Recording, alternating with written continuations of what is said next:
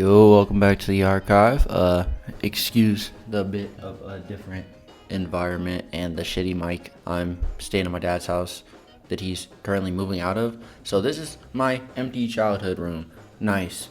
Just want to preface that. So if it sounds like shit, sorry, it's just this episode. This is the only one that's going to be in this video. We're going to be talking about episode 3 of Welcome to Derry.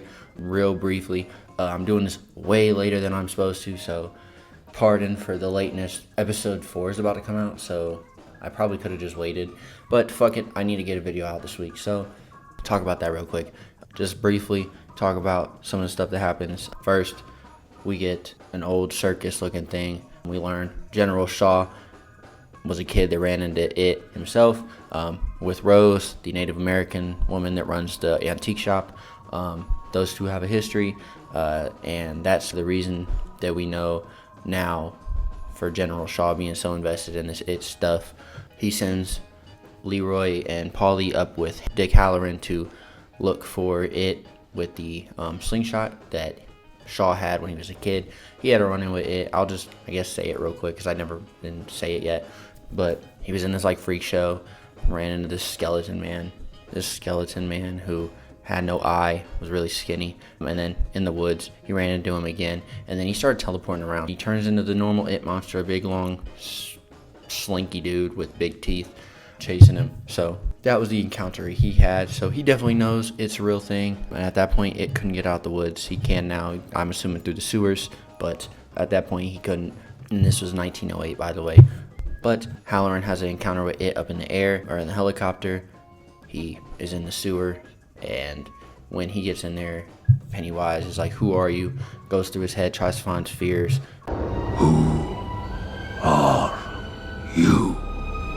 Immediately finds fear with his grandma and uses that against him, has her floating in the sewer. And Halloran almost ends up killing himself, jumping out of the back of the helicopter, but Leroy stops him.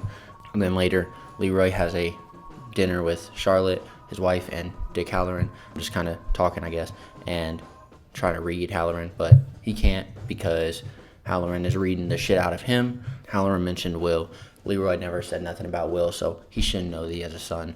But he said that when he said that, when Halloran asked about Will, the only other time he's felt that in his head is when he was being attacked in episode 1. So we learned Halloran was one of the people that attacked Leroy, even though he didn't actually attack. He was the one that was kind of just standing off to the side, but for good reason. That was so that he could read if he had any fear in that moment, and he didn't. So they're not off on the best foot, but he did it for a good enough reason, I guess, I'll say. But we know Halloran definitely knows about it now, so kind of get a little bit more about the shine and what Dick Halloran has. He can basically read minds, I guess, so cool. But to cut over to the kids side of the episode, Hatchet Hank is what they're calling Ronnie's dad now. Right, and Hatchet Hank's gonna fry on the locker, and lipstick, it looks like, I think. It's red stuff, I'm assuming it's not blood, but lipstick, I'd assume. Rich is saying that, oh, well, this is America. You can't just throw people in jail for nothing. We talking about the same country? That's not how this shit works, Rich. But Hank's locked up. They found some cigarettes that he likes at the scene, and I guess a witness saw him on the street that I think is actually the street that Georgie died on, is what they say it is.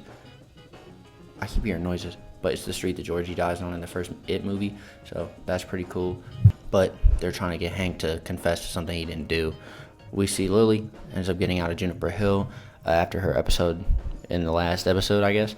She just gets some medication, and then they're like, hey, if she has another one, she's going to be back here for a little bit longer. Sucks, but she's friends with this house cleaner, head of house cleaning, and there's some more turtle imagery for Maturin, so maybe she has something to do with that, but she's just a nice lady. Seems like the only one in this town, in this asylum, so great. But Lily is trying to make it up to Ronnie for basically getting her dad locked up. She brings her a camera and is like, we're gonna get pictures of this fucker and prove it. So they do that. They take the camera, they go to Will. Hey, do you think we can develop these pictures? If we go take pictures, will you develop them for us? He knows, but he doesn't really believe what's going on. So they end up talking to Rich, and Rich says that his Tio told his cousin about this ritual that he used to like summon spirits and stuff, evil spirits, to ward people off. So they're like, cool, we're gonna do that to go try to get it to come out.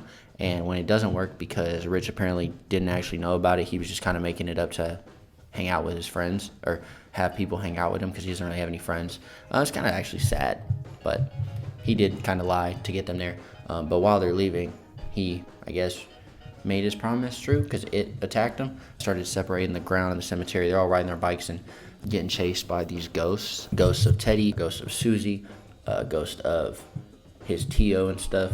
They do get some pictures of it. They're kind of knocking the camera around, this, that, and the other. And eventually, the camera ends up in Will's hands, and he sees something move in this little, like, mausoleum-looking thing where, like, you know, rich people get buried, where they have their own little cemetery area. He goes in there and gets this picture. We don't know what it is yet, but he ends up making it out. It looks like he runs into a clown hand. So we're reasonably worried about him. I was really worried about him. I thought Will was cooked, unfortunately, but he's not. He makes it out, fortunately. He makes it out. A couple things about the scene. He makes Jesus look at him weird. He has the Jesus statue, turns his head all creepy. So we get some blasphemy from it. Nothing like it. A theory I have, notably, a body that we were missing, or a ghost that we were missing, is Phil from episode 1, one of the kids that we think died. But my theory goes back to episode 2 in the grocery store scene. The cereal that has Teddy and Susie and Phil on it, Teddy and Susie's face is rot. Phil's ghost is not in this graveyard scene with the ghost chasing him. I don't think Phil is dead. I think Phil is in the sewers getting held captive by Pennywise. But they end up making it out. This scene of like them riding their bikes out with the wind and the fog and stuff is ugly as fuck. Everything else makes up for it. It's kind of weird to see. It's jarring, but it's fine. I feel like I'm forgetting a couple things. Definitely forgetting a couple things. If I miss anything, I'll just talk about it in episode 4. But we learned that the car that they unburied at the end of the last episode, that I think I forgot to mention in the video, it belonged to the Bradleys, a gang, I guess. The town of Derry kind of ganged up on, and this was one of the first sightings of Pennywise from the cycle before. Another thing, we learned that the military knows about the cycles, so they know way more about it than you would think. Another question, where the fuck do those people go if the military knows about it? They don't do nothing in the movies. So I'm assuming that something is going to happen, or with memories wiped, or people dying at the end of the season. I feel like I'm forgetting stuff. At the end of the episode, they go and sneak into the school to get these pictures developed, see if they can see them.